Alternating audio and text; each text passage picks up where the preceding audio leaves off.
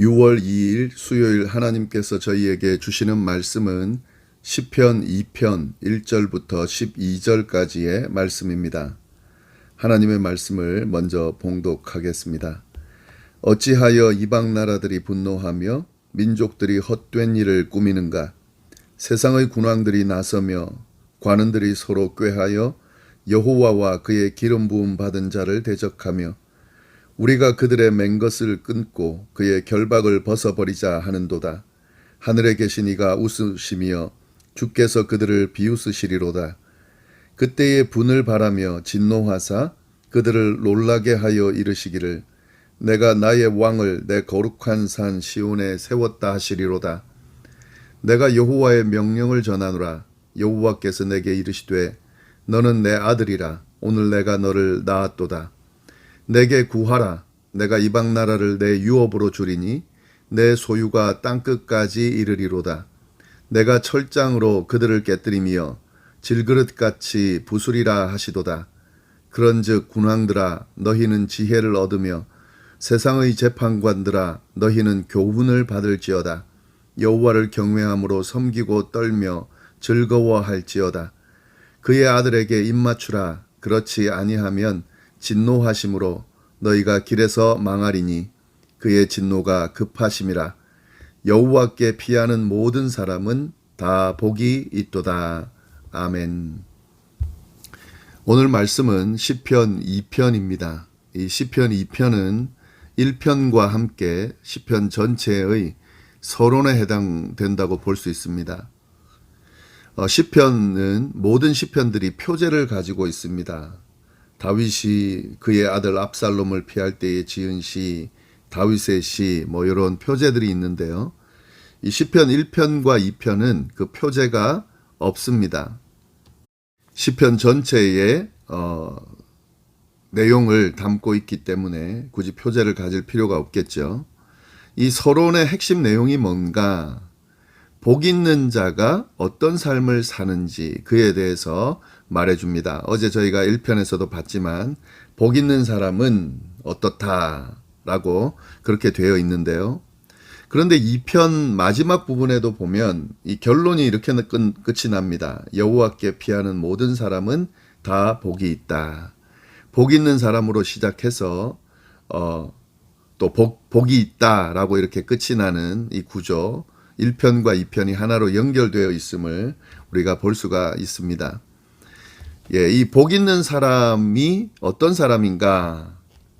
복 있는 사람은 악인의 길을 따르지 않는 사람이죠. 그리고 오직 여호와의 율법을 즐거워하고 그 율법을 주야로 묵상하는 자입니다. 2편의 마지막 결론도 마찬가지입니다. 복 있는 사람은 여호와께 피하는 모든 사람이다. 여호와께 피하는 모든 사람은 복이 있다.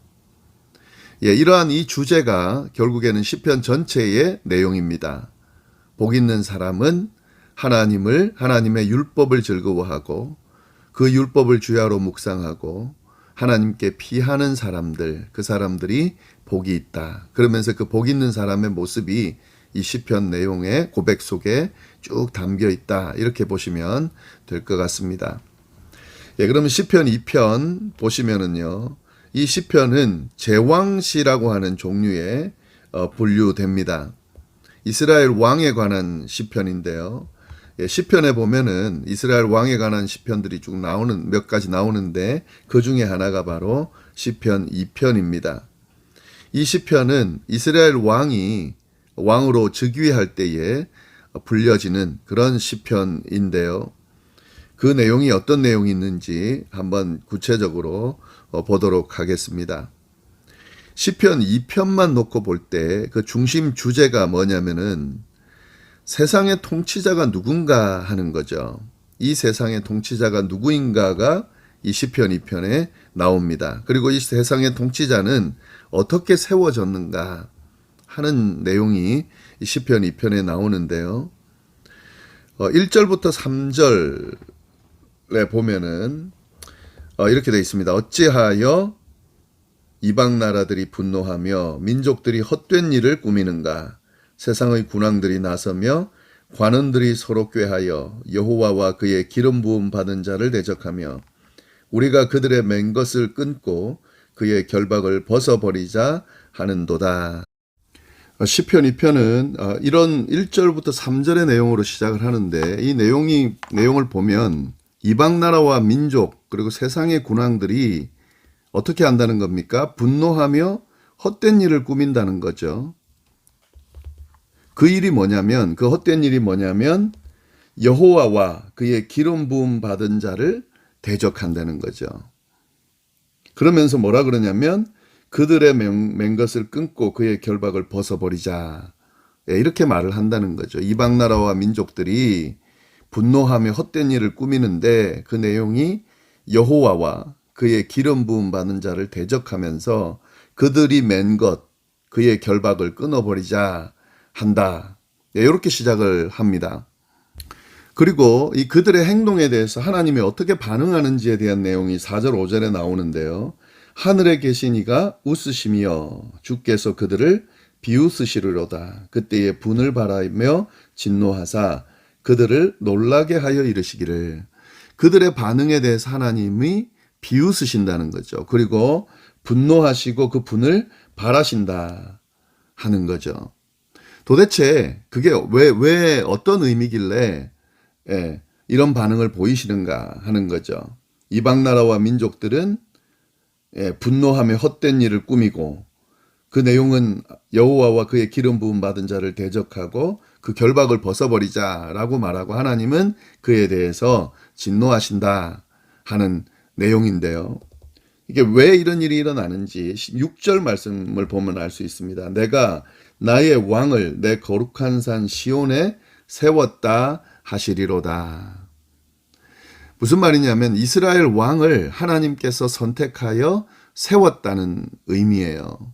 그러니까 이스라엘 왕은 하나님이 세운 하나님의 대리자 같은 그런 역할을 합니다. 그런데 그를 대적한다는 거죠. 이방 나라와 민족들이 그 이스라엘 왕을 인정하지 않고 도리어 그를 대적하면서 그와의 결박을 끊어버리자라고 그렇게 한다는 거죠. 결국에는 이스라엘 왕과의 관계라기보다는 그를 세우신 하나님과의 관계 안에서 이 일이 일어난다는 거죠. 이 이방 나라와 민족들이 또 세상의 군왕들이 하나님을 대적하는 거죠. 그리고 하나님과의 관계를 끊으려고 한다는 겁니다. 그에 대해서 하나님이 비웃으시고 도리어 분을 바라신다 하는 거죠. 하나님의 존재를 인정하지 않는다는 것, 또 하나님을 대적한다는 것, 또 하나님과의 매여 있는 이 관계를 끊어버리겠다는 것, 이것은 이 천지를 지은 통치자와의 관계를 완전히 인정하지 않겠다, 부정하고 또 끊겠다 하는 그런 모습으로 보이는 거죠. 이러한 그들의 모습은 하나님의 진노, 하나님의 비웃음을 살 수밖에 없습니다.